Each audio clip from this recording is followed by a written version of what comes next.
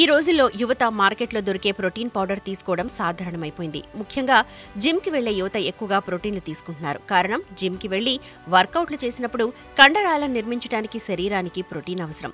Protein powder వల్ల అనారోగ్యానికి గురవుతారని నిపుణులు చెప్తూ ఉన్నా వందలు ఖర్చు పెట్టి పౌడర్ కొంటున్నారు.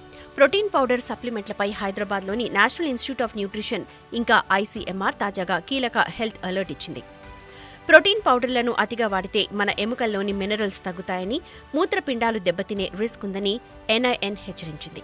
శరీరానికి శక్తిని అందించే విషయంలో ఆచితూచి వ్యవహరించాలని, శరీరానికి చక్కెర ద్వారా అందించే క్యాలరీలు 5% లోపే ఉండాలని సూచించింది.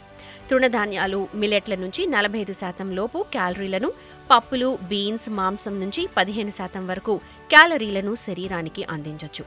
శరీరానికి అవసరమైన మిగిలిన క్యాలరీలను డ్రై ఫ్రూట్స్, కూరగాయలు, పళ్ళు, పాల నుంచి పొందాలి. శరీరానికి అందించే మొత్తం క్యాలరీలలో 30% లోపే కొవ్వు సంబంధిత ఆహార పదార్థాలు, ఆహార ఉత్పత్తులు ఉండాలి.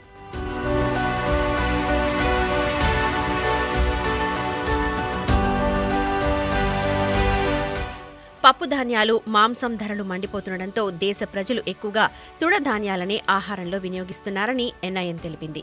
దీనివల్ల శరీరానికి అవసరమైన ఫ్యాటీ యాసిడ్స్, అమైనో యాసిడ్స్ అందడం లేదు. ఫలితంగా జీవక్రియల్లో అంతరాయం ఏర్పడుతోంది. వెరసి చిన్న వయసులోనే ఎంతో మంది శరీరంలో ఇన్సులిన్ నిరోధకతతో ఆరోగ్య సమస్యలు పుట్టుకొస్తున్నాయి.